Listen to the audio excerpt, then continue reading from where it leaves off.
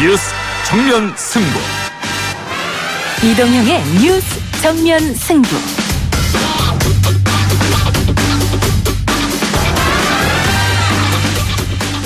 청취자 여러분 안녕하십니까, 이동형입니다. 국회가 또 파행을 겪고 있습니다. 강기정 청와대 정무수석의 고함이 논란의 핵심인데요. 잠깐 들어보시죠. 우기장이 뭐예요? 우기장. 우기장은 뭐예요? 우기장은 뭐냐고. 내가 정인이야. 이런 정무수석을 끝까지 고집한다면 야당과의 대화가 아니라 전쟁을 하겠다는. 자유한국당 나경원 원내대표는 강 수석의 해임을 요구했고 여당은 정치 공세라고 주장하고 있습니다. 잠시 후 청래당에서 이 이야기 해보겠습니다. 계엄령 문건에 대한 진실 공방이 이어지고 있는데요. 작년 7월 청와대가 가짜 최종본으로 국민을 우롱한, 국민을 기반한 결정적 증거 자료를 입수했습니다. 전익수가 2018년 수사단 활동 당시 피와 군 검사들의 수사 결과를 은폐하고자 한 정황을 확인하였습니다. 바른미래당 하태경 의원은 청와대가 공개한 계엄령 문건을 가짜라고 주장했습니다. 한편 군인권센터는 오늘 새로운 의혹을 제기했는데요. 신신 법정클럽에서 신유진, 신장식 변호사와 집중 분석합니다. 우리 아이는 살아서 집으로 돌아올 수도 있었습니다. 그런데 해경은 살 수도 있는 생명을 고의로 죽였습니다. 검찰이 세월호 참사 특별수사단을 설치하기로 했습니다. 유가족들은 세월호 참사의 전면 재수사를 지속적으로 주장했었는데요. 사회적 참사 특별조사위원회에서 조사를 책임지고 있는 박병우 진상조사국장과 이야기 나눠봅니다.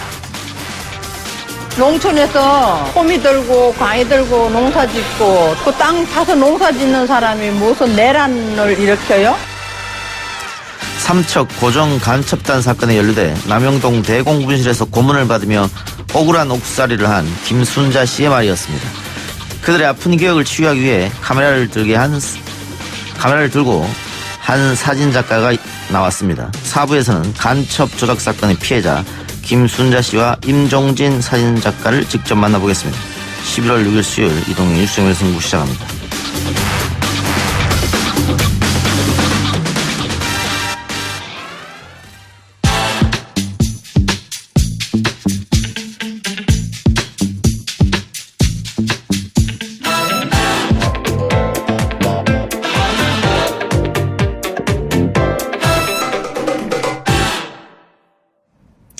더불어민주당 마포울 지역위원장 정청래 전 의원 나왔습니다. 어서 오십시오. 네, 정청래입니다. 자, 총선이 이제 5개월 정도 남았는데 총선 체제에 돌입했다 이렇게 봐도 되죠? 총선 전초전이 시작되었다. 예. 그 전초전 총선 기획단의 승부에서 자유한국당이 좀 안 됐다. 네, 지금 언론도 그렇고 평론가들의 분석도 총선 기획단은 민주당이 앞선 거 아니냐 이런 이야기 많습니다. 특히 어디서는 한판승 이렇게 얘기하더라고요. 특히 민주당의 총선 기획단이 청년, 여성 이 대거 포진한 반면에 자유한국당의 총선 기획단은 청년은 한 명도 없고 여성은 한 명뿐이다. 그런 얘기가 있었는데 어쨌든 이 민주당의 총선 기획단에 정청래 전 의원도 참여하셨네요. 네, 당의 부름을 받고 기꺼이 나섰습니다. 홍보 소통 분과 소통 분과위원장. 예. 네. 항희두 씨랑 함께 하시네요. 항희두, 강선우. 전 교수. 젊은 분들하고 함께 하시네요? 그렇습니다. 그리고 이제 위원은 이렇게 저하고 이제 홍보소통분과는 이렇게 소속이 되어 있지만 또 자문위원 이런 분들 있잖아요. 홍보 소통 또 이 스피커가 크신 분들 이런 분들을 통해서 총선기획단은 공천심사를 하는 건 아니지 않습니까? 그렇죠. 그래서 21대 총선의 방향 그리고 정책, 공약, 컨셉 이런 것을 결정하는 곳이거든요.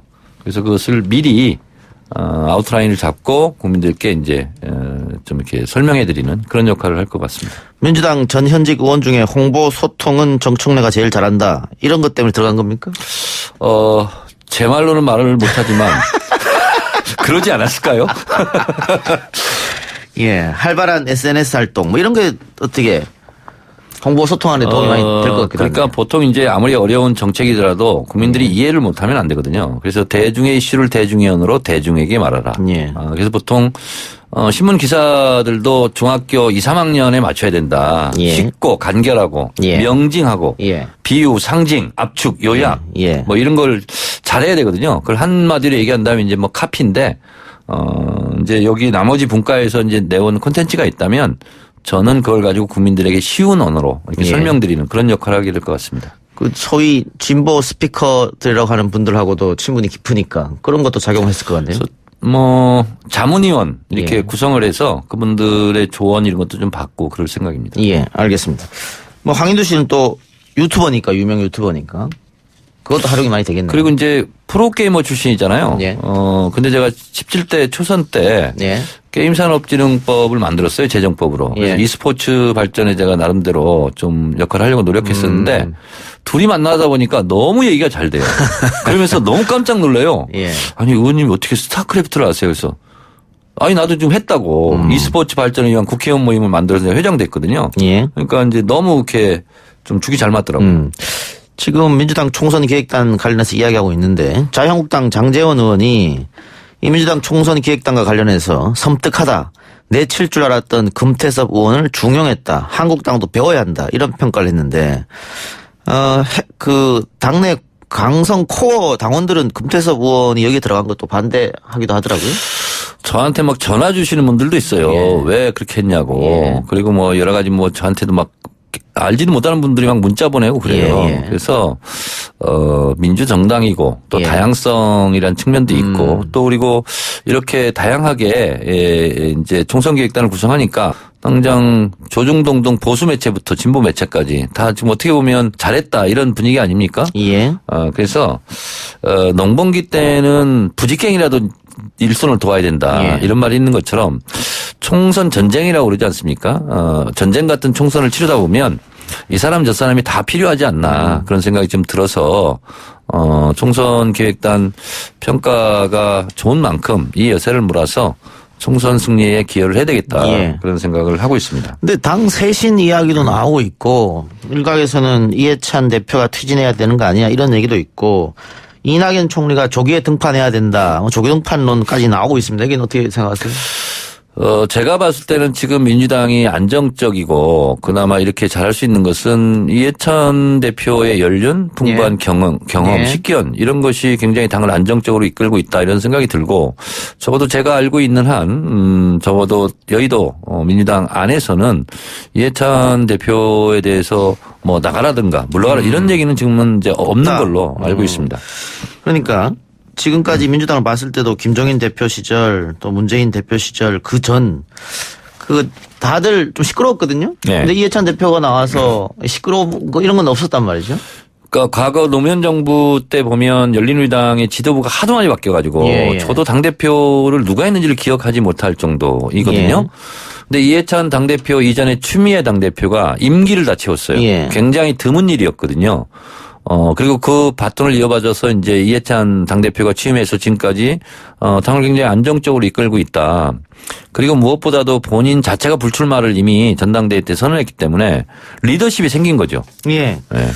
그리고 이철희 의원이 라디오 인터뷰에서 한 명이라도 사퇴 요구를 한다면 그 요구를 엄중하게 받아들여야 한다. 물론 그 인터뷰에서 당대표 사퇴는 자기는 반대한다고 얘기했습니다. 근데 이게 이제 보수 언론에서 일면은 기사로 막 이렇게 때리더라고요. 제목을 달아가지고.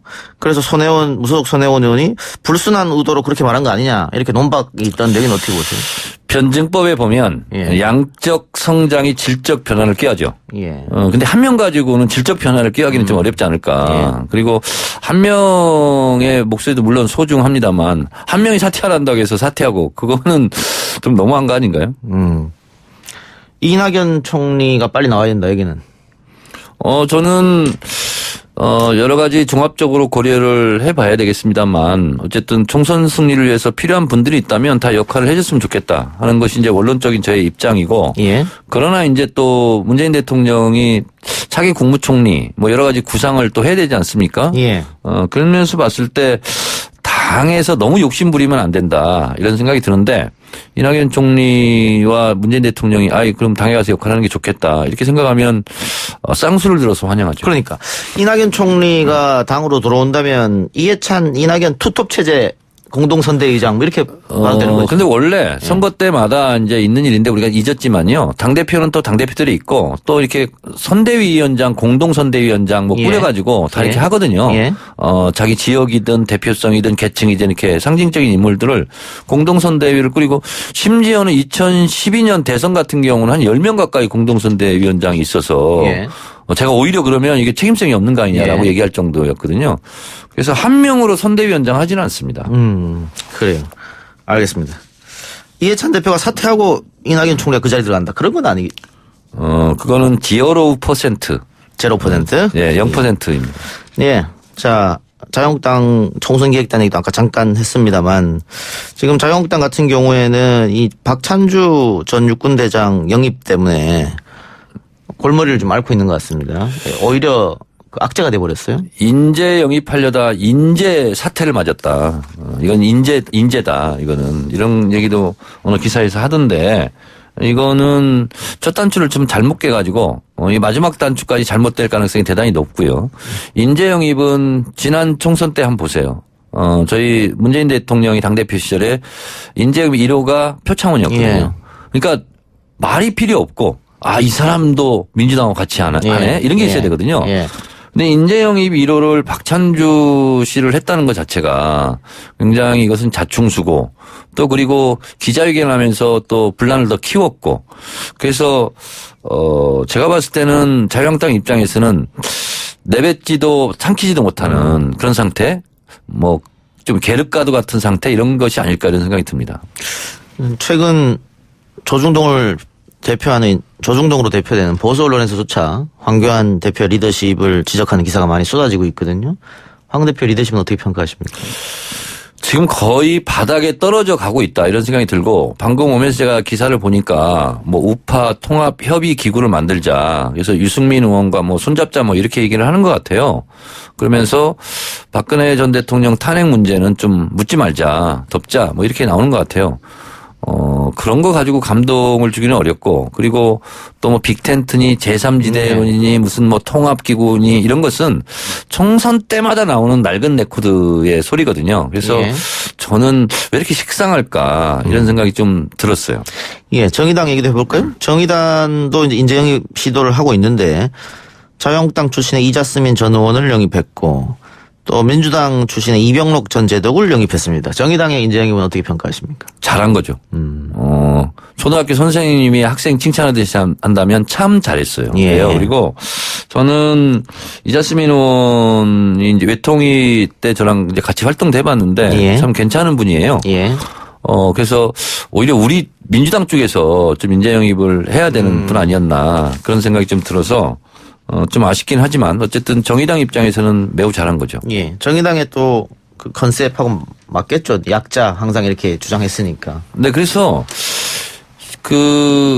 지난 19대 때, 이혜리사 옛날 탁구 선수 있지 않습니까? 그분 같은 경우도 자유한국당이 영입을 했지 않습니까? 굉장히 잘한 거였어요, 사실은. 저도 참 굉장히 좀 좋아하는 분인데, 우리도 저런 분들을 해야 되겠다 그런 생각을 했는데 이번에 다음 총선 때 민주당에서도 뭐 그런 분들 좀 많이 모셨으면 좋겠습니다. 알겠습니다. 자, 오늘 가장 중요한 얘기를 해볼 텐데요. 예산결산특별위원회에서 지난주 고성이 있었습니다. 강기정 청와대 정무수석과 나경원 원내대표 간의 설전이었는데 강기정 수석이 사과를 했습니다만 자유한국당이 강 수석의 국회 출석 자체를 거부하면서 보이콧을 선언했거든요. 일단 강 수석이 고성을 지른 부분에 대해서는 어떻게 생각하세요? 좀 오버를 한 거죠. 오버했다. 그리고 본인도 좀 후회를 하고 있는 것 같아요. 더군다나 본인 질의 답변 과정에서 그랬으면 좀 덜 그럴 텐데 정의용 안보실장하고 이제 하는데 뒤에서 이제 일어나서 그랬지 않습니까? 그런데 또 강기정 수석만 나무랄 일이 아닌 것이 그 전에 또 그리고 또 제1야당의 원내대표라는 분이 그렇게 막 또 안보실장을 거의 뭐 부하 다루듯이 막 이런 식으로 막 예를 들면 너무 좀 심하게 몰아붙이고 그런 부분도 있는 것 같아요. 그래서 저는 이거야말로 좀 양쪽에서 먼저 좀 같이 좀 이렇게 자제할 문제지 어느 일방이 잘했다 저는 그렇게 생각하지 않습니다. 뭐 저도 양쪽이 다 잘못한 거 아니냐 이런 생각이 듭니다만 그래도 정무수석이 보통 이제 국회의원 출신들 뽑는 이유는 야당하고 좀 소통해라. 그 부분이잖아요. 네, 가서 이야기도 하고 달래기도 하고 뭐. 네.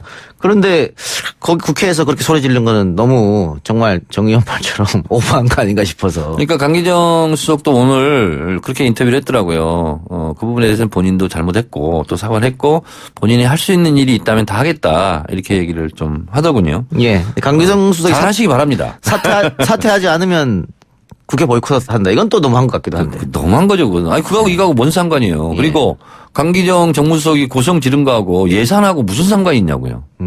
그리고 또 보이콧이에요. 그래서 지금 20대 들어서 본회의 표결 처리한 게 딱 5일밖에 없대요. 네. 야, 너무한 거죠, 이건. 예. 그래서 여당은 정쟁이다. 그런 주장은 이렇게 좀 일축하고 있는 상태인데요.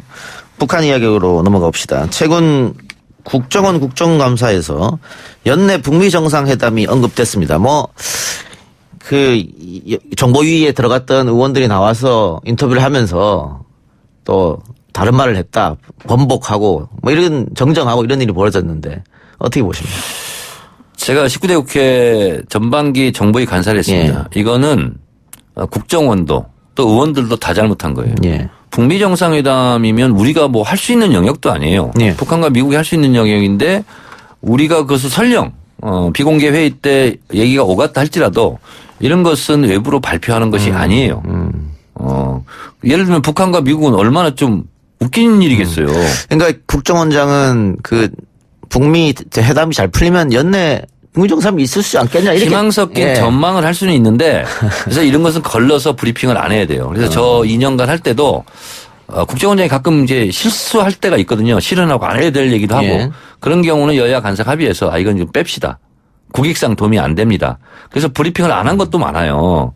근데 이거 같은 경우야말로 아니 지금 우리가 주도적으로 할 수 있는 일도 아닌데 예. 이것은 북한과 미국의 신뢰일 뿐만 아니라 그리고 그쪽에서 보면 좀 웃기고 있네 이런 생각을 할 수도 있는 거예요. 그래서 이런 자체가 기사가 떴다는 것이 저는 잘못됐다 이렇게 예. 보고 있습니다. 지금 미국 대선 여론조사를 보면 트럼프가 지는 걸로 다 나오고 있거든요. 가상 대결했을 때. 그럼 이제 이제 1년도 안 남았습니다. 미국 대선이. 트럼프의 내년 선거운동 이게 북미 관계에 당연히 영향을 미치겠죠. 당연하죠. 써먹고 싶은 카드겠죠. 네. 그래서 이제 국정원에서 정보위 국감 때 얘기 나온 것 같은데 회의 때. 근데 저는 개인적으로 보면 어쨌든 12월 안에는 북미 정상회담은 열리지 않을까. 그렇게 무슨 과학적 근거를 가지고 얘기하는 것이 아니고 제가 봤을 때는 트럼프도 김정은도 둘 다 필요하거든요. 그리고 이게 한 가지 지금 얘기를 안 하고 있는데 올해가 지금 오늘이 11월 초 아닙니까? 지금 11월 중하순부터 신년사 작성 기간입니다. 예. 그래서 지금 북한이 바짝 지금 고삐를 쥐고 있는 것은 뭐냐면 신년사에 들어갈 방향 입장을 어느 정도 결정을 해야 되는 거거든요. 예. 11월 아마 15일부터 20일 사이에는 아마 착수가 될 것 같은데, 그 전까지는 방향이 결정이 돼야 될 것 같습니다. 예. 자, 속보 하나 들어왔네요. 무소속 손금주 의원이 더불어민주당에 입당 원서를 제출했다고 하는데, 무소속 의원들이 민주당에 들어가겠다고 제안한 것은 지난번 홍영표 원내대표 시절에도 한번 있었던 것 같아요. 손금주 의원 영호인가요? 예. 영호인가요? 그분 두 분 한 번 거절당한 적이 있었던 것 같은데. 예. 네. 그 민주당 당원으로서 어떻게 생각하십니까? 저는 받아줘야 합니까? 기본적인 원칙이요. 예. 총선 때 A라는 정당으로 나갔으면 죽이 되든 밥이 되든 낙선이 되든 그 당으로 나가야 된다. 중간에 왔다 갔다 옮기면 안 된다. 그것은 4년 전에 그 당을 보고 찍어줬던 유권자에 대한 배반이다. 이런 생각이 좀 들어요. 그래서 제발 그 당으로 선거에 나가서 당선됐으면 그 당과 함께 운명을 같이 했으면 좋겠어요. 정전 의원님만의 생각입니까? 저는 반대입니다. 그러니까 다른 그리고 대부분의 당 의원도 그렇게 지도부도 대부분 부정적이고요. 당원들도 부정적이고요. 알겠습니다. 하나만 더 여쭙고 마치죠. 지소미아는 어떻게 됩니까? 이제 얼마 며칠 안 남았거든요. 이미 끝난 거죠. 미국이 계속 압박하고 있을 텐데. 그러나 이미 저희가 예. 재계약을 하지 않겠다고 한 마당에 예. 그거는 좀 어렵지 않나 이런 생각이 들어요. 예. 일본하고 대화가 잘 풀리면 극적으로 타결 이렇게. 그럴 수는 있겠죠. 예. 근데 지금 그렇게 되면 아베 총리로서는 또 국내 정치상 또 몰릴 수도 있기 때문에 또 자존심도 있을 것 같고. 근데 어쨌든 무역 갈등 7, 8, 9월 제가 데이터를 보니까 우리나라가 일본에 대해서 판정승을 한 거예요. 예. 그래서 아베 총리도 좀 코너로 몰리긴 했는데 어쨌든 본인들이 잘못을 뉘우치고 다시 전향적으로 나온다면 고려해 볼 만한 사안이지만 지소미아는 이미 선은 그어진 거다 이렇게 생각합니다. 하나만 더. 금강산 관광. 이번에 통일부가 다시 북쪽에 보냈더라고요. 만나서 이야기하자. 한번 거절당하고. 네. 대답이 올까요? 거절을 하더라도 계속 만나서 얘기하자 하는 얘기는 계속 해야 될 것 같고, 우리가 연애할 때도, 거절 당했으면 알았어 그러고 돌았으면 이게 성사가 안 되잖아요. 사랑이. 싹트지 않잖아요.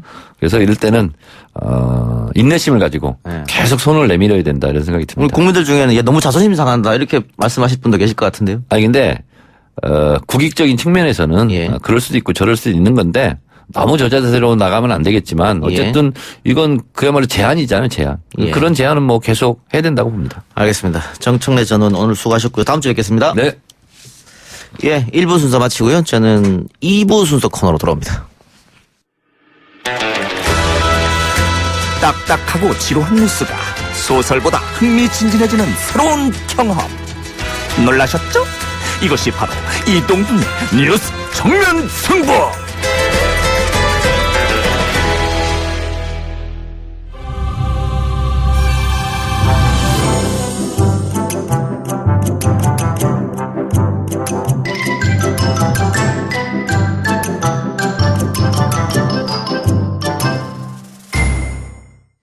이동의 뉴스 정면 승부 2부 신신 법정 클럽 시작합니다. 신유진 변호사, 신장식 변호사 나왔습니다. 어서 오십시오. 네, 안녕하세요. 안녕하세요. 자, 군인권센터가 계엄령 관련해서 새로운 문건을 확보했다며 오늘 기자회견을 열었습니다.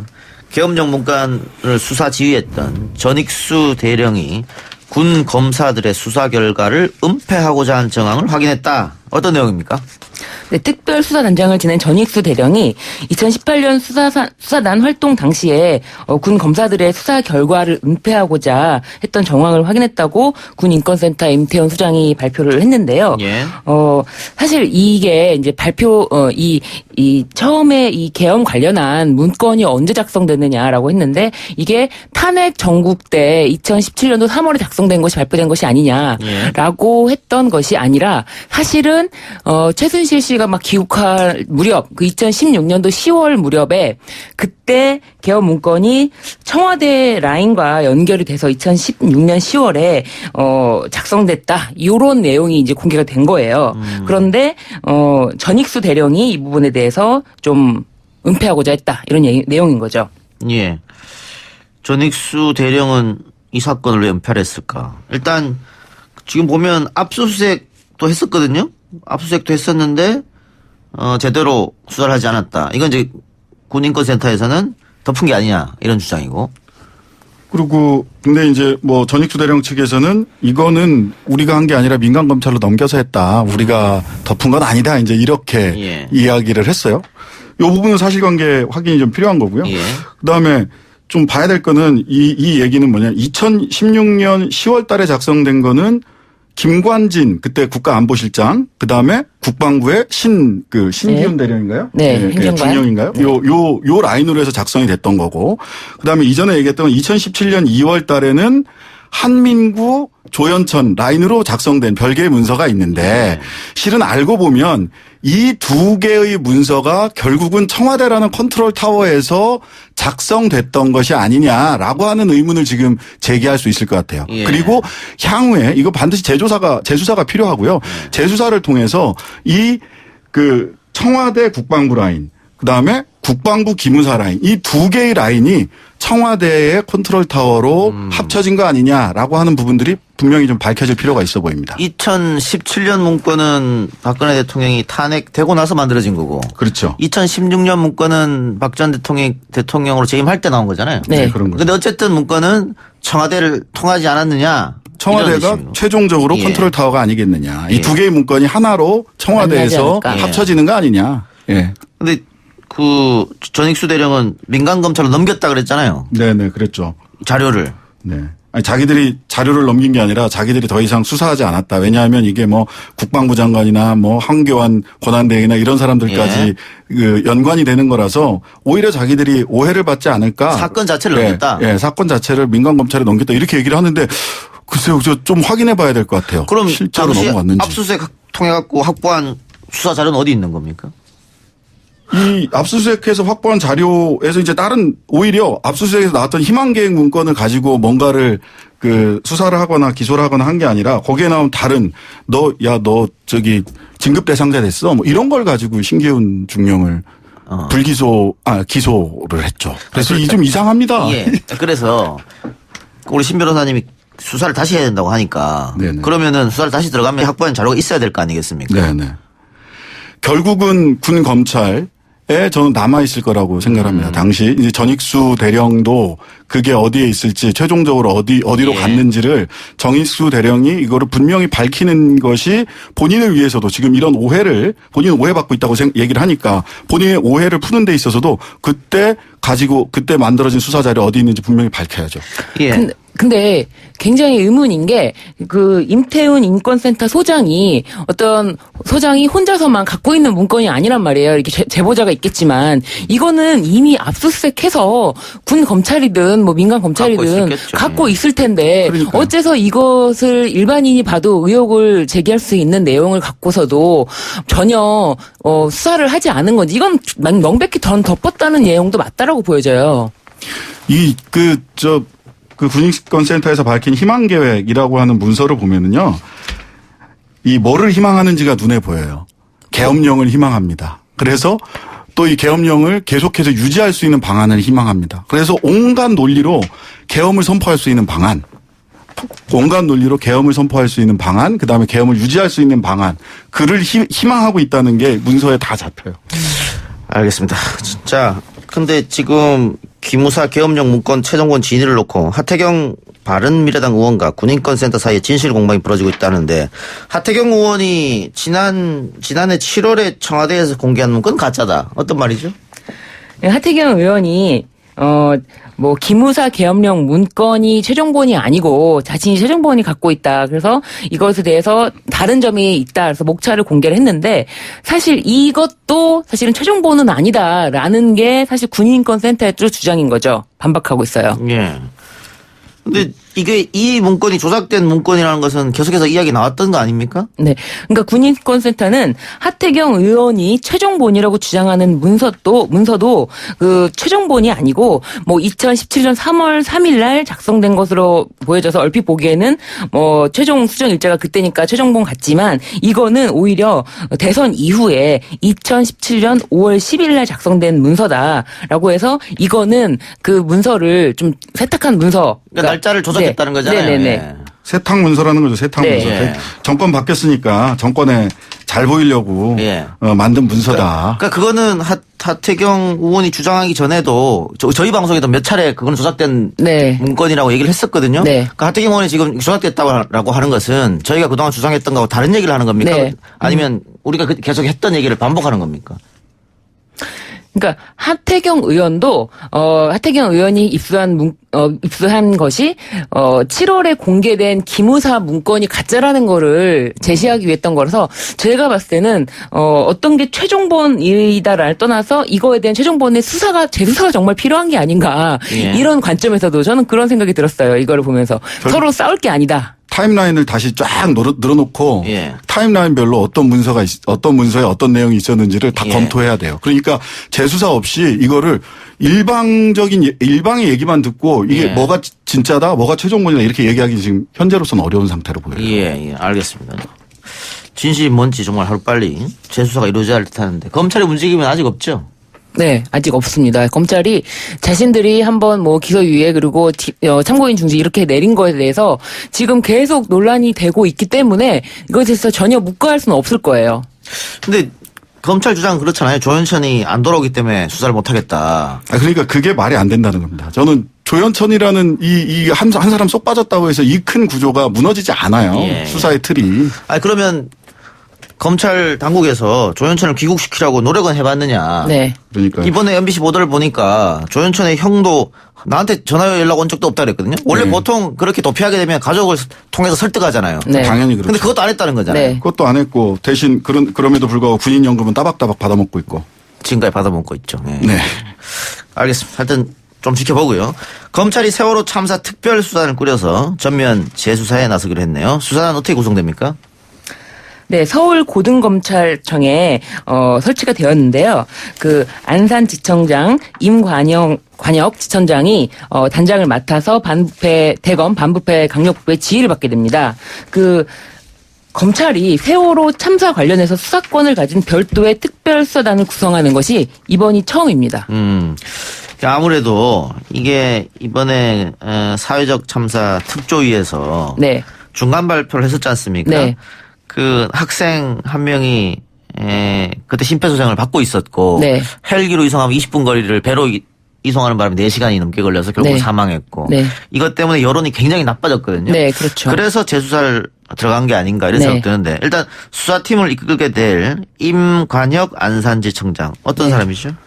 특수통이죠. 네. 예, 특수통이라고 흔히 얘기하는 서울중앙지검 특수부장 자리를 2번이나 여기만 특수통이다. 그래서 그 다음에 이제 뭐 한동훈 검사까지 이제 지휘 체계에서 최상위에 위치 지어지는 방식으로 이렇게 구성이 됐죠. 예.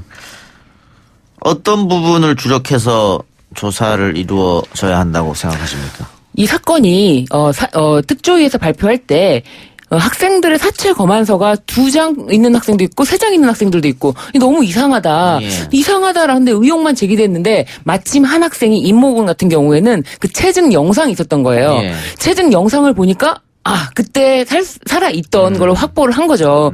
그런데 이 사체 검안서에 한 개는 15m 거리에서 발견됐다라고, 진술은 되어 있고, 10m에서 100m 이내에서 발견됐다? 아니면은 10km 이내에서 발견됐다? 이런 사체 검안서가 2장이 있는 걸 보니까 이건 너무나 이상하다. 예. 이런 의혹이 제기가 된 거죠. 그렇기 때문에 이게 헬기가 그리고 당시에 대기를 하고 있었대요.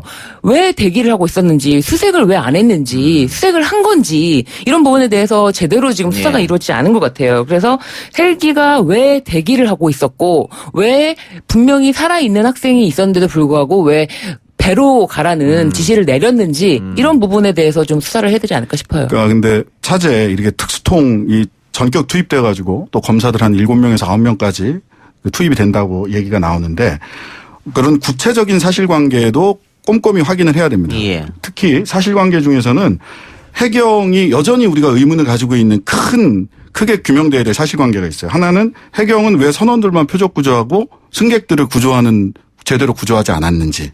그다음에 두 번째는 그 급변침, 과적이나 이런 이유로도 설명이 안 되는 급변침과 침몰의 원인은 무엇인지.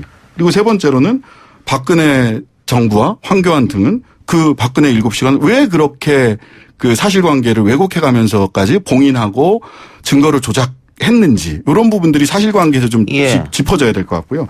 당시 법무부가 검찰에 외압을 행사했다. 예, 그 부분 이제 법리상으로 보자면 그러니까 우병우, 황교안 같은 경우 그 해경 1, 2, 3 정장 승객 구조 실패에 대한 수사를 하는 검사에게 그 업무상 과실치사 혐의 적용하면 안 된다라고 하는 얘기했거든요. 이 부분을 분명하게 사실관계를 규명을 해서 그 황교안 그때 당시 법무부 장관이나 우병우 민정수석이 직권남용의 죄를 저지른 것은 아닌지에 대해서도 이번 특수단이 충분히 수사해야 된다. 예. 그리고 또 지금 세월호 가족협의회가 황교안 대표를 고발했기 때문에 더군다나. 네. 그런데 수사가 되겠습니까?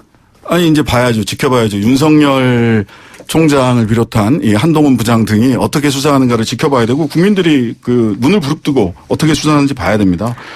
자유한국당은 이걸 가지고 황교안 흔들기라고 또 이상한 논평을 내셨던데 누군가가 황교안을 흔드는 게 아니라 최근에 황교안 대표님을 보시면 스스로가 자기 자신을 흔들고 있는 스스로 흔들리고 있는 모습을 보여요. 타고 계신가요? 예. 알겠습니다. 이 문제에 대해서는 잠시 후 3부에서 박병우 사회적 참사 특별조사위원회 진상조사국장을 모시고 자세한 이야기 해볼 테니까 청취자 여러분 3부 기다려주시고요.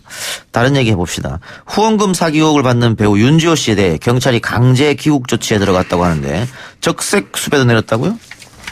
네, 적색 수배는 사실 인터폴 수배 단계 가운데 가장 강력한 조치인데요. 그 적색 수배 대상은 강력 범죄 사범, 뭐 조직 범죄 관련 사범, 아니면 5억 이상의 경제 사범 이런 경우에 내리는 건데, 경찰이 사회적 파장이나 사안의 중대성을 고려했을 때 적색 수배의 대상이라고 판단을 했다고 하는데, 이 부분에 대해서 사람들이 좀 갸우뚱한 것 같아요. 이 뉴스 보자마자 저는 든 생각이, 그런데 조현천은? 조현천은? 네. 왜 안 찾고 왜 안 찾고 있을까요? 예. 네. 못 찾고 있는 건지 안 찾고 있는 것인지. 예. 그래요. 자, 윤주호 씨가 받고 있는 혐의가 5가지에 달한다고 하는데 어떤 게 있습니까? 네네. 그 후원금 사기, 그리고 명예훼손, 그리고 후원금 횡령 등 해갖고 5가지 혐의를 받고 있는데, 윤주호 씨가 고 장자연 씨 사건의 유일한 증인이었는데 하루아침에 이렇게 다시 경찰에 어떻게 보면 쫓기는 신분이 돼버려서 좀 굉장히 좀 개인적으로는 좀 씁쓸하다는 생각이 들어요, 저는. 예. 근데 저는 이 이외에도 적색수배 의뢰 이외에도 뭐 여권 무효화하고 뭐 이런저런 조치들을 하겠다라는 얘기를 하는데 실제로는 별 실익이 없어요.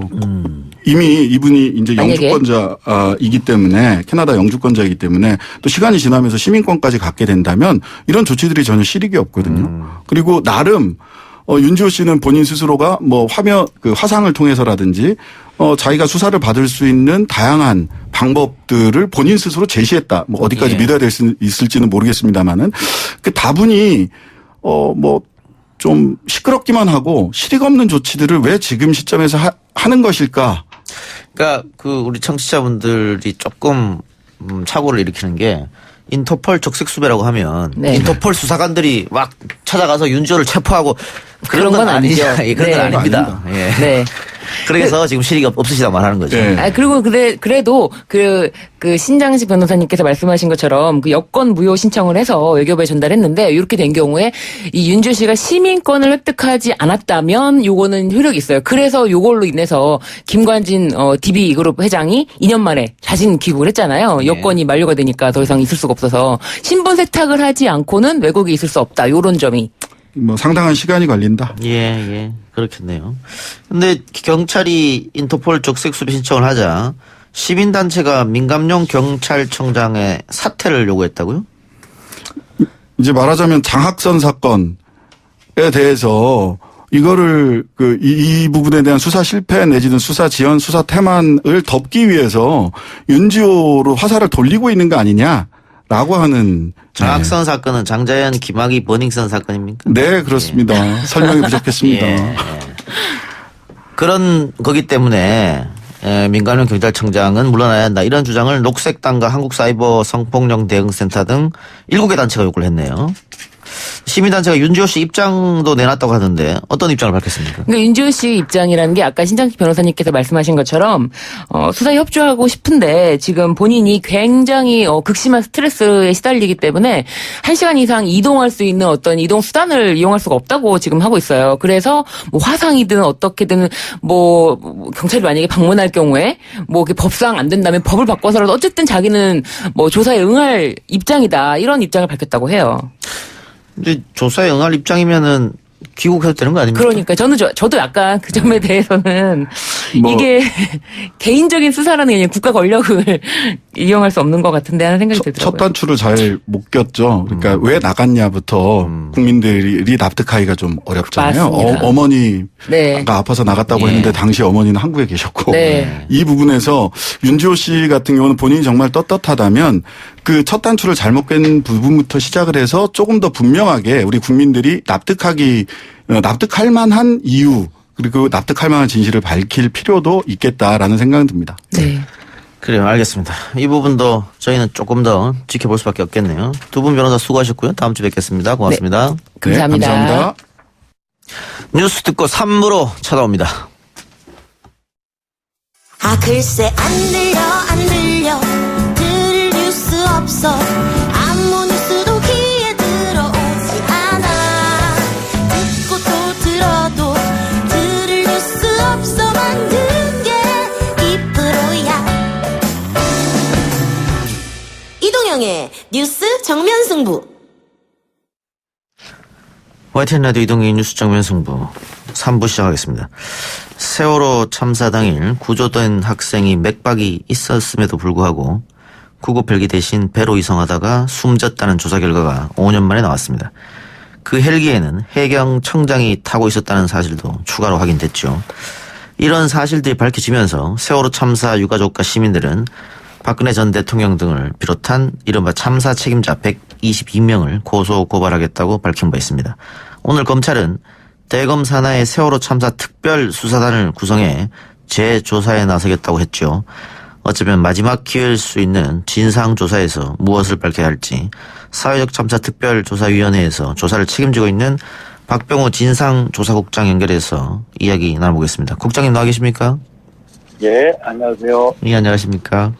자, 우선 오늘 대검의 결정 어떻게 들으셨는지요? 예, 저희들은 정말 뜻밖의 놀랍기도 하고, 진짜 환영의 뜻을 표합니다. 예. 근데 5년 전에도 검찰이 수사를 했습니다마는 이게 별반 밝혀진 게 없다 이런 지적이 있었는데 이번에는 다른 결과를 기대하십니까?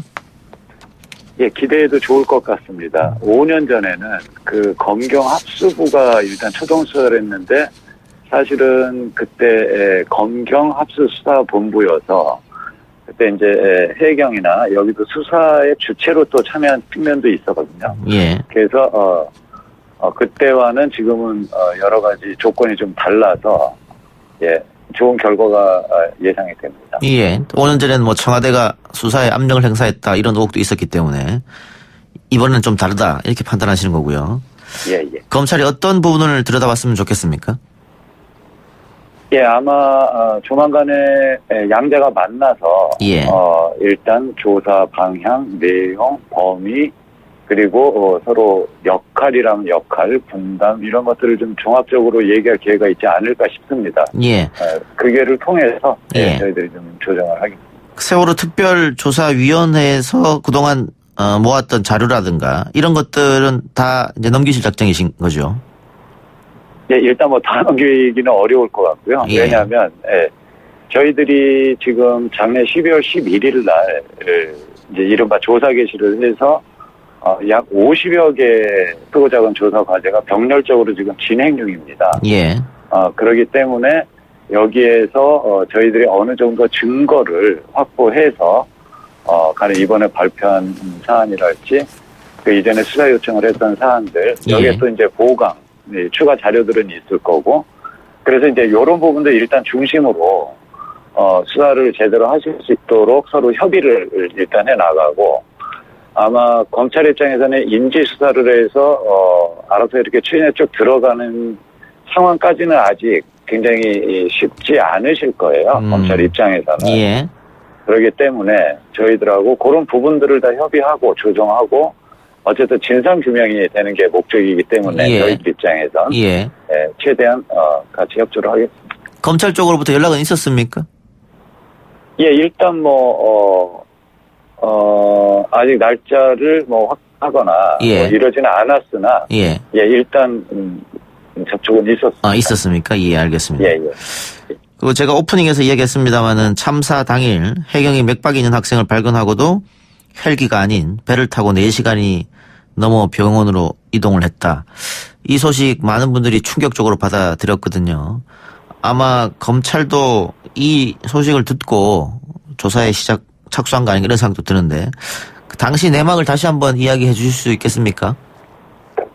예, 간략하게 말씀을 드리면 4월 16일 날 오후 5시 24분에 학생이 발견이 됐고 그 발견이 됐는데 사실 이게 응급 상황인 거죠. 그 의사가 아닌 바에는 행사를 판단을 못합니다. 예.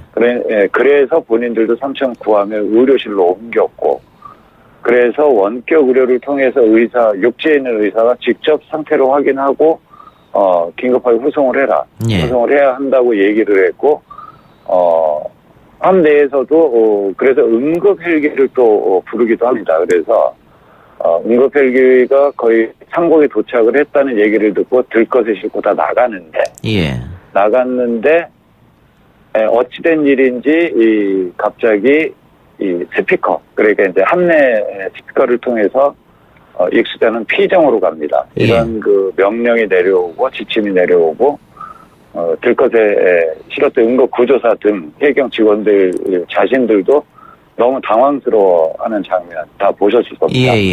예, 그리고 불과 5분 만에 피정 이른바 조그만 단정을 타고 그러니까 단정에 실려서 떠나는 이 상황까지가 확인이 된 거죠. 그랬는데 실제로 이 학생이 함에 3층 부함에 올라간 그 당시에 한 10분 지나서 5시 30분에 올라갔는데 5시 40분에 헬기가 내려옵니다. 그 배 헬기 장소가 있어가지고 내려왔는데 4분 만에 서해청장을 타고 떠나죠.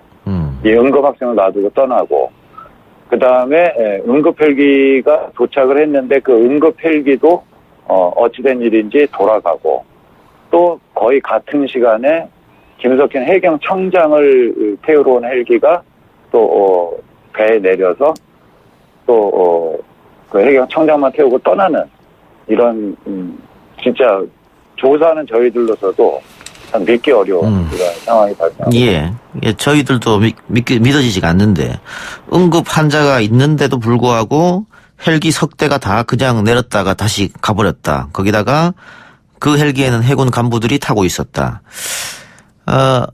어떤 사람의 지시로 그런 일이 벌어졌는지까지는 아직 밝혀지지 않은 거죠. 그렇죠. 구체적으로 지목되지는 않았으나 저희들 조사를 통해서 대부분 이제 지휘부다. 지휘부라는 표현들은 다들 진술들도 했고 확인을 했는데 그 지휘부에 해당될 수 있는 분들이 이 한두 분이 아니어서 일단은 그분들을 다 개인 조사를 해서 넘기기에는 시간이 너무 촉박할 것도 같고 그래서 저희들은 일단 수사 요청을 의결해서 실제로 그 부분을 적극적으로 수사해 줄 것을 아마 이번에 특수단이 또 구성이 되기 때문에 아마 그쪽으로 이관을 해서 되지 않을까 현재는 그렇게 생각하고 있습니다. 이게 뭐 많은 분들이 뉴스로 보셨겠습니다만 영상으로 다 찍혀 있었거든요. 그 당시에 그 긴박했던 상황이. 그렇죠. 근데 왜 참사 때는 안 밝혀지다가 5년이 지난 지금에야 이게 밝혀졌을까? 이런 의문점도 들어요. 예, 그것을 저희도 상당히 지금 의문의 하나로 보고 있는데 당초에 그 학생 어머니 그러니까 윤경민 학생 어머니가 이 조사가 끝나서 저희들이 발표하기 직전까지도 본인의 아들은 헬기를 타고 갔다고 뭐 믿어 의심치 않았어요. 그 부분은. 그 이유가 뭐냐면 저희들이 공개한 영상에 보면 이게 파일이 두 개로 나뉘어 있습니다. 그게 이제 첫 번째 파일이 그 헬기를 타고 가는 헬기를 태우러 가는 그 장면까지 의료실을 나가서 헬기장 근처까지 가는 데서 이 영상이 끊기거든요. 한번 끊기고 저희들 추정으로는 약 15분여가 비고 그 뒤에 영상이 바로 이제 피정으로 태워서 가라는 명령과 우왕좌왕하는 그리고 피정으로 태우는 이 모습이 담기는 영상 파일 하나가 더 있는데 임경빈 학생 어머니가 진정사건을 2014년도 7월에 내게 되고 아마 그 조사 진정사건 결과로서 거기에 CD 한 장을 줍니다. 검찰 쪽에서 주게 되는데 거기에 그 파일 앞에 부분 파일만 들어가 있고 실제로 저희들이 확보하고 있는 그 증거 자료들 속에 그 삼천 구함이라는 그 배의 자료들 중에 영상 쪽에 담겨 있는 그 파일로는 그거 하나였어요. 그 뒷부분이 없었던 거죠, 사실은. 근데 실제로는 대단히 깊숙한 쪽에 그 파일이 이름과 어떤 그 파일 형태가 좀 다른 형태로 그것이 떨어져서 있었던 겁니다. 하나의 상황이기 때문에 원래 파일을 2루에서 저장해 놓는 게 대부분이고 이게 연속한 영상이 되는데 그래서 저희들이 가지고 있는 이른바 180여만 개의 그 파일들 중에 멀찌감치 이게 떨어져 있었던 겁니다. 근데 저희들이 조사를 하다 보니까 임경민 학생이 헬기로 간 게 아니고 배로 간 것이라는 이제 추정이 확증으로 됐고 이 뒤에 파일이 있을 거다라는 어떤 이제 의혹이 깊숙이 들어간 거죠. 그래서 저희들이 그 파일을 전부 뒤져보니 그 뒤에 파일이 최근에야 확인이 된 겁니다. 예, 그렇군요. 자, 그러면은 그 방금 이야기했던 문제점 이외에 구조 수색 과정에서의 또 다른 문제점 혹시 있습니까?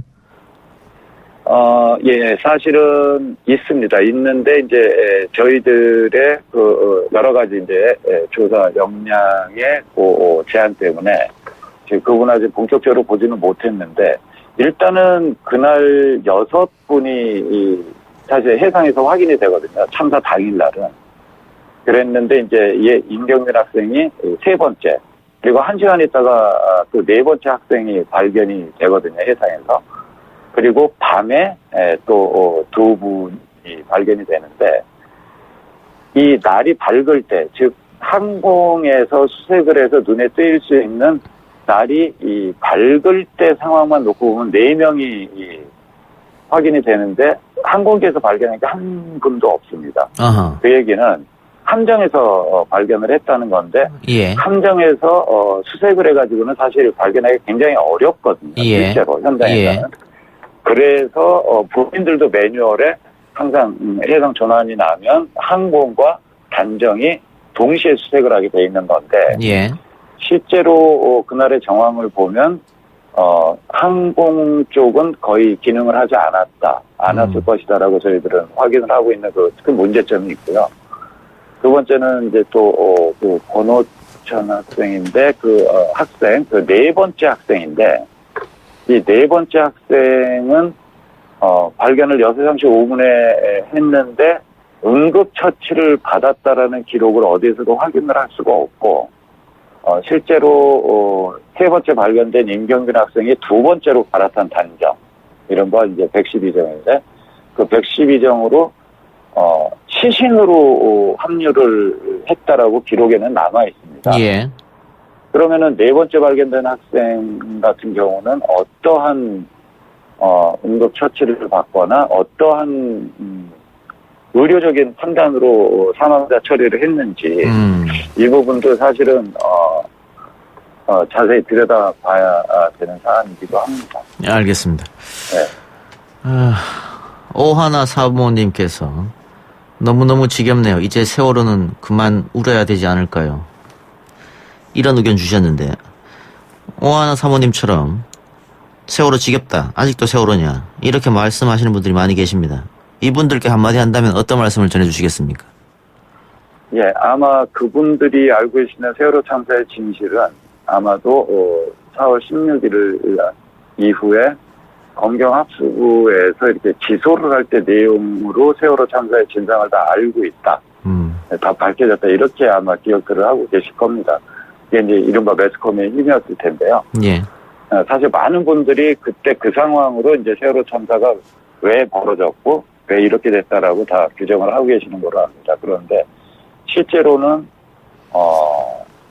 이렇게 참혹한 상황들이 사실 진실로 존재를 하고 있기 때문에 예. 이제서부터 제대로 진실이 밝혀지기 시작하지 않나 이런 생각을 하니까 많은 국민들께서 좀 관심을 많이 가져주시고 정말 4월 16일 그날 그리고 그 다음날 어떤 일이 현장에서 벌어졌고 어떻게 해서 이 가족들이 이렇게 억울해하시고 이런 부분에 대해서 공감대를 많이 좀 가져주셨으면 합니다. 예. 모든 의혹이 완벽하게 해소될 때까지 진실을 밝히는 작업은 그치지 않아야겠죠. 그렇게 해야지만이 똑같은 일이 반복되지 않겠다. 네. 그런 생각이 드네요. 예. 알겠습니다. 오늘 인터뷰 고맙습니다. 예, 감사합니다. 예, 지금까지 사회적 참사 특별조사위원회 박병우 진상조사국장이었습니다. 3부 순서 마치고요. 4부 간첩 조작 사건 피해자 만나보겠습니다. 뉴스 신동 이 작가와 함께하는 비포장 뉴스 해학 뉴스 정면 승부.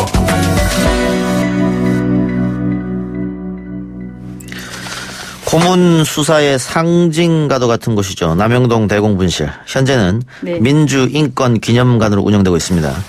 지금 이곳에 가면 억울한 간첩 누명을 쓰고 감옥에서 청춘을 잃어버리는 분들이 직접 찍은 사진을 볼 수 있는데요. 아픈 기억을 치유하기 위해 손에 든 카메라가 간첩 조작 피해자들에겐 어떤 의미였을까? 오늘 4부에서는 이 이야기를 하기 위해 두 분 모셨습니다. 사진치유 전문 기관인 공감마이 대표 임정진 사진작가, 그리고 간첩 조작 사건 피해자 김순자 씨 나왔습니다. 어서 오십시오. 네, 감사합니다. 안녕하세요. 우리 김순자 씨는 방송이 혹시 처음이십니까? 처음입니다. 들어오시면서 떨린다고. 예. 예.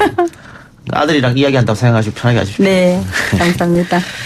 예. 자, 우리 임 작가님은, 원래 사진 기자 출신이십니까? 네, 예. 원래 그렇습니다. 근데 어떤 계기로 우리 김순자 씨 등등을 찍으셨을까요? 저는 이제 사실 사진 기자를 그만두고 이제 사진 심리 상담사로 활동을 오랫동안 해오고 있는데요. 이제 국가폭력 고문 피해자분들과 함께 프로그램을 하던 와중에 우리 간첩 조작 사건 피해자 선생님들과 인연이 되어져서, 그래서 우리 김순자 선생님을 포함해서 이제 5분 선생님들에게 이제 치유적 행위로서의 사진을 권하는 일들을 지난 3년 동안 해온 겁니다. 예. 사진으로 치유한다. 저는 좀 생소한데. 네. 조금 설명이 필요할 것 같습니다. 네네. 이제 사진을 찍는 것 자체가 목적이 아니고 자신의 감정 안에 들어와 있는 어떤 그 기억의 순간들과 대면을 위한 도구로 쓰는 건데요. 우리 선생님들이 보통 고문받으셨거나 수감이 되셨거나 하는 이런 공간에 대한 이제 아픈 어떤 상처들을 가지고 계시잖아요, 가슴 속에. 근데 그래서 대부분 이제 외면하거나 회피하시는 감정들이 있었는데, 그것을 스스로 직접 마주하고 다가서는 매개체로서 사진을 이제 활용하시는 거죠. 예. 지금 김순자 씨 같은 경우에는 보니까 남영동 대공분실 원형 계단이 찍혀 있는데, 이 계단을 타고 올라가신 겁니까? 아, 걸어 올라가. 그러니까 걸어서? 예. 걸어서 어디로 올라가신 겁니까? 어디로 갔는지는 모르고 처음에 갔을 때 그렇게 가가지고 너무 정신없이 끌려갔으니까 어디까지 가서 그냥 방에다 들이밀어 주니까 그 방으로 그냥 들어갔. 뭐 수사관이 체포할 때 영장이라든가 이런 건 혹시 그런 거 전혀 없습니다. 그냥 잡아갔어요? 예. 사무실에 와서 말도 없이 그냥 끌고 나가더라고요. 그게 언제적 일입니까? 79년 6월 21일. 예. 그러면 30대 초반쯤 됐을까요, 그때가? 네. 네, 30 넘었죠. 예, 예. 그 왜 끌려간지 혹시 알고 가신 겁니까? 모르고 갔죠. 왜 끌려가는지도 모르고 이미 가족들이 다 끌려갔는데. 아, 가족들은 이미 다 끌려갔고. 네, 일주일 됐죠. 가족들이 끌려간 지가. 예, 예. 끌어갈 때 그냥 집에 있으라 해가지고 있어도 안 와가지고 내가 그때 보험회사 대한교육보험을 다니고 있어가지고 수금을 해야 된다 하고 또 나갔다가 들어와서 왔냐 물어보면 또 안 왔다 그러고 또 다니다가 와보면 또 안 왔고. 예. 어디로 가르나 오면은 물어봐라 가게. 내가 찾아갈 테니까 어디로 오라는가 물어봐라 그랬는데 오질 안 했다 그래요. 그래서 계속 안 와가지고 보험회사 사무실로 가니까 사무실에 와서 이제 기다리고 있었더라고요. 수사관들이. 예. 예. 그러면 가족분들이 끌려갈 때도 지금 어디 간다 말도 없이 데려갔고. 그렇지. 어디로 간지도 모르고. 예. 어디로 끌고 갔는지도 모르고. 그러면 가족들이 먼저 끌려가고 김순자 씨가 나중에 끌려가고. 일주일 후에 끌려가고. 예. 그러고 나서 취조 같은 게 있었습니까? 없었고 그냥 남릉동 거리로 바로 끌고 가서. 예. 그 계단 올라가가지고 어느 방에다 들이밀으니까. 예. 예. 순자냐 영자냐 이렇게 물어보더라고요. 예. 그러니까 순자입니다 이렇게 하더라고. 예. 영자는 내 동생이고. 그때 이제 지금 보면 박종철 학생. 예. 고문받던 고방이에요. 그 방에서. 예. 근데 고방이라고 하는 거는 지금 가보니까 원형 그대로 있기 때문에. 예. 그렇게 생겼기 때문에 그 방에서 내가 자꾸 고문받았다 하는 거지. 옆방인지도 모르는 거예요. 다 비슷비슷하게 생겼을 때. 비슷하게 생겼는데 다 바뀌었어요. 예. 색깔도 바뀌고. 그래서 거기서 고문이 이루어졌어요? 예. 어떤 게 있었을까요? 저 기억이 하기 좀 끔찍합니다만. 거기 처음에는 뭘 물어보는데 물어보는 말 하나도 모르겠는 거예요. 무슨 말인지 모르겠어요. 네. 그래가지고 가만히 있었더니 말 안 하고 있는다고 신발을 벗어가지고 막 얼굴을 막 때리고 머리를 그냥 막 때리고 이래서 막 대가리 깨지는 같이 막 힘들었는데 또 손도 책상에 올리려 해가지고 올리니까 또 손이 터질 정도로 아파서 그러니까 나도 모르게 눈물이 툭툭툭 막 흐르더라고요. 고통스러웠어. 임 작가님이 이게 사진으로 치유를 하려면 우리 선생님 같은 분들의 사연을 다 들어야 되죠. 네, 그러니까 이 과정이 이제 사진을 교육하는 과정이하고 사진 심리 상담 과정이거든요. 예. 그래서 그 과정을 통해서 선생님들 말씀 많이 듣고 또 같이 나눌 수 있는 것들도 전해드리고 그렇게 하죠. 그 선생님 왜 가족을 다 왜 데려간 겁니까? 예, 이제 삼척 이게 뭐 당시에 수없이 많은 뭐 간첩 조작 사건들이 굉장히 많이 있었는데 예. 우리 79년 삼척 고정 간첩단 사건 12명의 모든 일가족들이 전부 간첩으로 이렇게 조작된 사건들이거든요. 예. 그러니까 그런 타겟이 당시 필요했던 거죠. 박정희 정권 하에서. 그래서 가서 이제 모든 일가족들이 뭐 이 내용을 보면 아시겠지만 그 온 가족이 다 들어가셨고 부친과 외당숙은 사형을 당하셨어요. 바로. 네, 거기에 아버지도 사형당. 네네. 그 부친하고 그리고 또 친척들 중에는 또 자살도 2분이나 하셨을 정도로 이게 완전히 온 가족이 큰 피해를 입었던 사건들이죠. 정리하면 이런 거네요. 박정희 유신 말기였기 때문에 그에 대한 비판이 많아지니까 간첩 사건을 조작해가지고 공안 사건이 필요했던 거죠. 네. 그래서 이 반대 시위라든가 이런 것을 조용하게 시키겠다 이런 목적으로 죄 없는 양민들을 간첩으로 몰아간 건데. 그 당시에 많았죠. 그 사건들이. 그런데 이제 저희가 이 프로그램을 진행했던 것은 어쨌든 진실 규명과 이거 대부분 이제 2, 3년 전에 다 무죄 판결을 받으셨는데 이 진실의 규명이 중요한 것도 있지만 사실 오늘을 어떻게 행복하게 살아갈 수 있는가 이분들이 이게 굉장히 중요한 부분이라고 생각을 하거든요. 그래서 우리 선생님 이런 상처와의 대면도 아픈 기억을 조금씩 덜어내는 과정들인 거고 또 한 가지는 우리 선생님들이 좀 기쁘고 유희적인 감정을 느낄 수 있는 대상과도 또 자꾸 만나고 이런 식으로 진행을 해왔던 거죠. 알겠습니다. 예. 그 지금 혐의를 보니까 6.25 전쟁 때 울벅했던 난파 간첩인 자신들의 친족과 접촉, 지하당을 조직해서 북한을 찬양 고무하고 동해안 경비 상황과 군사 기밀을 탐지했다. 이런 혐의인데 지하당을 조직해서 북한을 찬양 고무. 그런 일 전혀 없었습니다. 네. 군사 기밀 탐지. 그런 것도 전혀 없었습니다. 그것은 뭘 물어봐도 말 뜻을 모르겠고 그랬으니까 나중에 군부대가 어디 있는 거 봤느냐 이렇게 물어봤어요. 그래 이제 거기 시장 가다 보면 군인들이 초소가 있고 있는 걸 봤기 때문에 거기 있는 걸 봤다. 봤다 하면 그게 군사 기밀 탐지가 되는 거예요. 그거를 이제 군사 기밀을 탐지해서 간첩한테 갖다 줬다. 그런 거 전혀 없습니다. 그런 일 전혀 없다. 나중에 재판 가셨지 않습니까? 재판 결과는 어떻게 됐습니까? 아버지는 아까 사형당했다고 말씀하셨고. 아버지 사형당하고 아버지 사촌 동생도 사형당하고. 83년도 7월 달에 다 서대문 형무소에서 사형 집행됐는데 우리 3남매는 다 감옥에 있어서 아버지를 그 사형시켜 놓은 것도 시신도 도와드리지 못했어요. 그러면 3남매는 몇 년씩 받으셨어요? 동생은 무기징역. 그것도 이제 아버지 사촌 동생도 무기징역. 동생 하나는 7년, 나는 5년. 이렇게 어머니도 감옥에서 3년 6월. 다 감옥에 있으니까 또 작은아버지 2분도 다 7년. 그 아버지 사촌 동생도 또 5년. 또 진형대 그 사형받은 사람 아들은 또 10년. 그 어머니는 또 3년 6월. 이 한 일가 친척이 다 풍지박산이 났다 이렇게 볼 수 있겠는데. 맷집 가정이 그냥 다 아주 풍지박산이 났을 정도가 그 감옥에 들어가는 사람이 풍지박산이 아니고 바깥에 어린 아이들이 100일도 안 된 아이들이 갈 곳이 없었어. 나중엔 또 간첩의 자식이다 뭐 이렇게 해서 또 힘들었겠네요. 간첩의 자식이라 이래가지고 오는 것도 싫어하고 집집마다. 뭐 우리 여동생이 밖에 있었지만 동생 남편이 간첩 새끼 왜 데려왔냐 할 정도로 다 하니까 그 애기는 어디로 갈 곳이 없어. 엄마도 키우지 못하고 남의 집에 가 있으면서 너무 고통스럽고 서럽게. 그래도 생명은 살아 있어요. 지금도.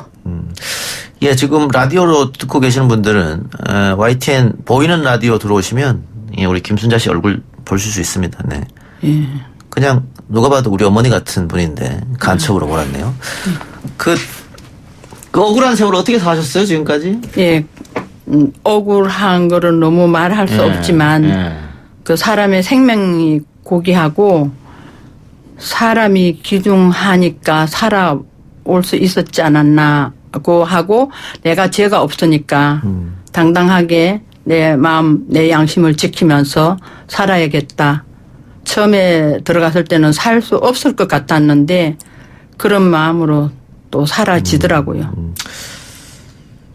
자, 임 작가님. 살고 싶지 않을 정도로 힘들었죠. 그러셨겠죠. 예. 예. 근데 제가 지금 뭐 한 10분 이야기를 들었는데도 상당히 속이 좀 상하거든요, 많이. 임 작가님은 이렇게 김순자 씨뿐만 아니고 많은 간첩 조작 피해자들을 만나서 이런 이야기를 듣잖아요. 그러면 내가 사진으로 이분들의 트라우마를 치유해 주려고 만났는데 오히려 내가 트라우마를 겪을 것 같은데 이런 얘기 계속 듣다 보면 국가폭력 아닙니까 이게 말 그대로. 뭐 아프죠. 많이 아프고 그 부분에 대해서 제 자신 스스로도 가슴이 무너지거나 하는 경우들이 있기도 하고요. 근데 그거는 우선 또 제 감정이기도 한데 무엇보다 우리 선생님들이 과거의 그런 기억 안에서 늘 좌절하거나 어떤 절망감으로 오늘 하루를 맞이할 수 있던 상황은 조금 풀어내야 되겠다 이런 생각들을 좀 가지고 있었고요. 그래서 선생님들이 사실은 고통과 만나는 감정들을 볼 때도 같이 힘들긴 했지만 이 선생님들이 자연 어떤 풍경이라든가 또 꽃을 보거나 이런 것도 가족을 보고 외손주들을 찍고 이런 과정들을 통해서 또 어떤 행복감을 느끼는 모습을 또 바라볼 수 있었기 때문에 이 선생님들을 어떤 간첩이라고 조작된 간첩이라고 하는 그런 것보다는 사람으로서 이렇게 바라볼 수 있어서 그런 것들이 또 함께 이렇게 지난 3년들을 채워올 수 있는 힘이 됐던 것 같습니다. 예. 선생님은 아까 5년 받으셨다고 하는데 만기 출소하셨네요? 5년 다 사셨나요? 10년을 구형을 줬는데 판사 1심에서 7년을 주니까 또 항소를 했더니 항소해서 또 2년을 깎아줘서 5년을 받아가 그렇게 살았습니다. 예. 2006년 진실화해 과거사위원회가 만들어져서 진실규명을 신청하셨고 바로 해결됐습니까? 그래서 그 이후에는 2006년에 그때 또 기각이 됐습니다. 기각이 됐어요? 예. 왜요? 거기 가서 진해당숙이 왔다 갔기 때문에 사실을 왔다 갔다는 얘기했고 했기 때문에 다른 분들은 이런 일이 없었다고 했는데 나는 있었다고 했기 때문에 기각을 했다 이렇게 얘기했습니다. 그러니까 원래 이북 출신이십니까? 아니에요. 강원도 삼척. 삼척 출신이세요? 예, 넘어온 분도 강원도 삼척이 집이고요. 자기 집으로 온 거죠. 자기 집으로 왔다가. 근데 그 사실 얘기했더니 그러면은 이러면서 기각시켰단 말이죠? 예. 그래서 다시 재심해서 결국은 받아들여졌네요. 예, 왜 그 다음에 가서 이제 민가협에서 가가지고 김순자가 간첩 아니면 당신 책임지겠냐? 왜 이렇게 기각했냐? 빨리 이 사건을 당신들이 기각할 일이 아니고 빨리 올려라 막 그러니까. 동생이 이제 그때가 따졌어요. 남동생 태룡이가. 김순자가 기각이요. 우리 명이 다 기각이요. 이렇게 물어봤더니 그때 이제 그 조사국장님이 이렇게 많은 사람인 줄 몰랐다 이렇게. 그래서 결국은 대법원에서 재심 무죄 판결이 난 게 2013년 11월 14일이네요. 상당히 오래 걸렸습니다. 재심에서 무죄 판결 나기에. 그때 심정 어땠어요? 무죄라고 판사 입에서 무죄라고 떨어질 때. 너무 놀랐고 고맙고 반갑고 정말 은혜가 하늘 같았고 막 그랬습니다. 너무너무 기뻤습니다. 그렇지만 또 진실은 밝혀지는구나. 그런 마음에 너무 기뻤습니다. 근데 돌아가신 분도 계시니까. 네. 그런 억울한 아버지 때문에 많이 울었습니다. 국가가 원망스럽진 않으세요? 왜 이렇게 되는지 누가 이런 일을 저지르는지 궁금했습니다. 많이. 왜 우리가 이런 억울한 이 국가의 큰 일을 우리 가족이 이렇게 다 짊어지고 가야 하나 참 많이 생각해봤습니다. 아픔이 너무 컸기 때문에. 이렇게 국가폭력을 저지른 사람들 중에 혹시라도 단 한 사람이라도 김순자 씨나 그 주위 가족분들한테 사과한 사람이 있습니까? 없습니다. 다 아직도 의심의 눈초리로. 아직도 의심을 한다고요? 예, 그러면서 옆에 오는 거 아직도 두려워하고 여전히 한 번 찍힌 그 낙인이 쉽게 풀려나가지 않더라. 어렵다. 예. 5년 출소하고 나서도 혹시 그 관계 당국에서 보안 관찰이 너무 감옥보다 더 힘들었습니다. 보안 관찰. 예, 감옥에서는 먹을 걸 주고 잠잘 때를 주지만 밖에 나와서 내가 노력해서 먹고 살아야 되는데 어떤 일도 할 수 없습니다. 하게 안 했습니다. 취업도 못하고. 아무것도 못합니다. 파출부도 못하게 합니다. 그 집에 찾아가서 막 얘기해가지고 그 집에서 도로 내쫓을 정도로. 아, 간첩이다. 쓰지 마라 이렇게. 예. 그 힘든 세월 어떻게 지내셨어요? 아, 너무 힘들었지만 그 힘든 세월을 계속 극복하려고 많이 노력했죠. 그런데 오늘날 이렇게 사진 치유로 해주신다는 선생님을 만나서 이런 즐거운 세상을 이제 볼 수 있고 즐겁게 살 수 있어서 너무 감사하고 고맙습니다. 많이 치유가 되셨어요? 많이 치유가 됩니다. 사진으로? 예. 이 안에 쌓였던 것을 많이 풀어낼 수 있고 이제 이렇게 알려져 가지고 또 위로해 주는 사람도 있고 이러니까 예전에는 누구한테가 얘기도 할 수 없었고 덜어주지도 않았고 덜으려고도 안 하고. 손자 손녀들이 계시네요. 네. 손자들이 너무 귀엽죠. 예. 우리 어머님 이렇게 고통당한 것 아세요? 네, 이제는 압니다. 아, 알 나이 됐어요? 예, 김순자 선생님이 이제 구속 체포되실 때 이제 전무기까지 포함해서 3명의 자녀가 있었어요. 근데 전혀 돌보지 못하는 상태로 끌려가죠. 그래가지고 그 한이 맺히셨는데 우리 손주들이 그리고 굉장히 업어서 키우고 사랑을 많이 주고 계세요. 그래서 그런 마음으로 찍으신 사진들이죠. 이게 직접 찍으신 거예요? 예. 전부 다 선생님이 찍으신 사진들입니다. 아까 얘기한 이 대공분실 5년 계단도 직접 찍으시고. 다 제가 직접 이제 사진 잘 찍습니다. 그런데 제가 간첩을 끌려갔을 때 사진 찍어본 일이 없는데 저 사진 찍어 간첩 갖다 줬다고 전년 두드려 패라 그래서 그런 일이 없다 하니까 전년을 애비 참 패자더라 막 그러고 있어가지고 너무 놀랐고. 당시에 사진 찍을 줄도 몰랐는데 사진 찍어서 간첩 줬다 이렇게 얘기했다는 얘기죠. 그때는 사진기가 60년대 사진기가 어디 있어요. 우리 가족 사진도 지금 하나 없는데 찍을 게 없어가 아버지 사진도 지금 남아 있는 게 없는데 그런데 여기 경찰이 와가지고 간첩 사진 찍어다 줬다고. 여기 또 서대문 정무소 사형장 시구문 내부 사진 찍었는데 처음에는 가서 못 찍었는데 여러 번 가서 이제 들어가서 찍었습니다. 아, 그러니까 저도 만일 제가 그런 일을 겪었으면 이 사진을 찍을 수 있었을까? 아, 처음에 가서는 그렇겠죠. 쳐다보는 것도 힘들어서 잘 보도 못하고 몇 번을 간 다음에 그때 이제 들어가서 찍을 수 있었습니다. 제가 조금 설명을 드리자면 처음에는 당연히 불안과 두려움으로 이 공간들을 마주하게 되시는데요. 중요한 것이 지속적으로 이 공간들을 찾아가시는 거거든요. 상처를 준 공간들을. 그래서 점점 가시다 보니 이제 분노라는 감정으로 가고 그러다가 다시 객관적인 입장으로 좀 돌아와서 이 공간을 바라보게 되고 마지막 즈음에 돼서는 이 공간을 자신의 결백이나 자신의 존재성을 확인하는 공간으로 스스로 마음이 전이 되시는 그런 과정. 그래서 사진 치유 프로그램이거든요. 그래서 이 공간에 저렇게 들어가셔서 저런 시구문이나 이런 공간을 찍으실 수 있었던 건데 사진을 찍는 목적이 된 것이 아니고 아버님이 저 공간에서 사형당을 떠나신 곳이니까 그 공간을 내가 이제라도 지켜 바라본다. 그런 어떤 마음의 위안을 얻으신 과정들인 거죠. 저는 사진에 대해서는 문외한입니다만은 굉장히 잘 찍으신 사진 같은데. 네, 그러니까 그런 부분도 이 선생님들이 제가 원오프만 가르쳐 드리거든요. 근데 온몸으로 이 프레임들을 보세요. 그래서 이런 형식의 사진들이 나올 수 있게 됩니다. 알겠습니다. 많은 세월 동안 많이 찍었어요. 청취자 댓글 좀 봅시다. 진달래님, 진실은 밝혀지는구나라고 하시는 어머님 말씀이 너무 마음이 아픕니다. 그 긴 세월이 흘렀네요. 이정희님, 어머니 오랜 시간 많이 힘드셨을 텐데 뭐라고 위로의 말씀을 전해드려야 할지요. 가슴이 너무 먹먹합니다. 영혼의 선율님께서는 왜 이렇게 눈물이 나려 하죠? 신유진 씨, 우리 방송 나온 변호사네요.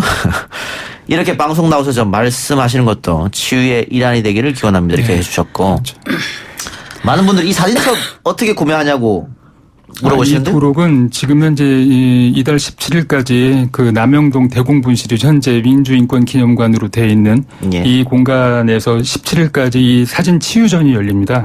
이 공간에 오시면 이 도록을 무료로 받아가실 수 있습니다.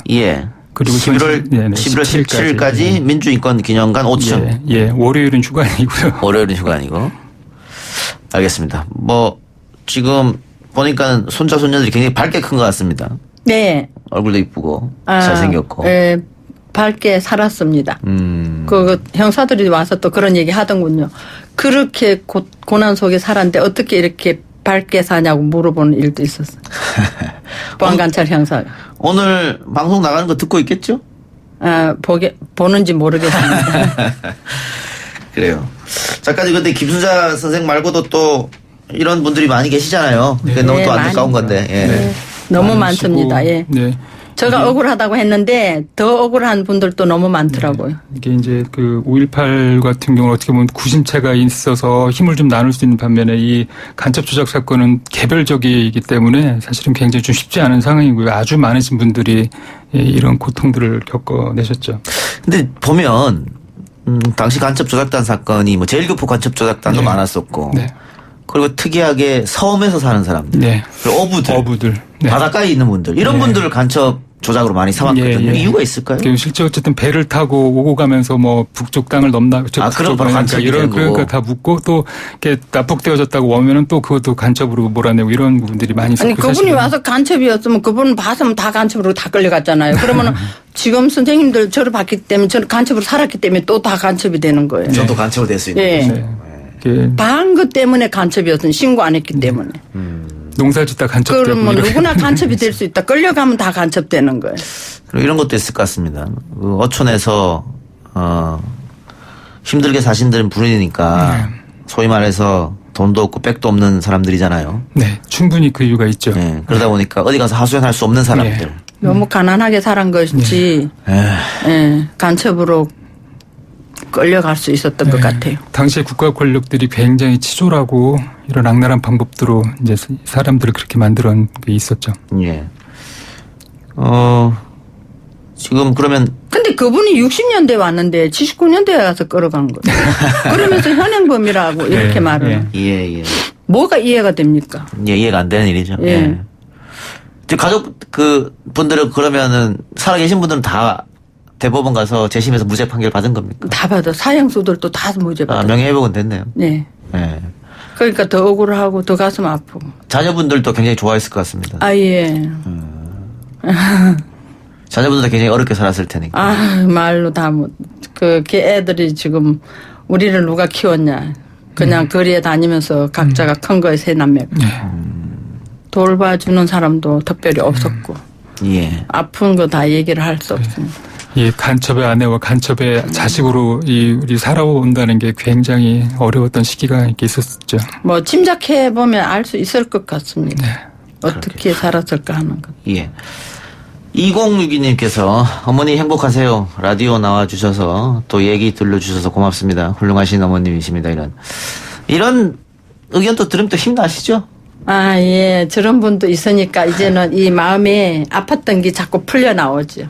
그동안에는 계속, 너는 간첩이야. 아직 그렇게 보는 게 너무 마음이 아팠고. 지금은 이제 사진으로 치유를 많이 하셨다고 하니까, 지금은 뭐 악몽을 꾼다든가 옛날 일을 또 올린다든가 좀 없어졌었겠네요. 그래도 꿈은 꾸어집니다. 꿈 꿔요? 여전히? 그렇죠. 그게 쉽게 풀어지지 않고 조금 덜어지신 정도라고 보시면 되겠습니다. 큰 나무가 한번 된소리를 맞으면 나무가 그 잎사귀 다 죽어 있어서 다시 살아나기에 그만큼 고충이 심한. 다시 돋아나려면. 서대문 형무소 사진도 찍으셨고 갈매기 사진은 왜 찍으셨나요?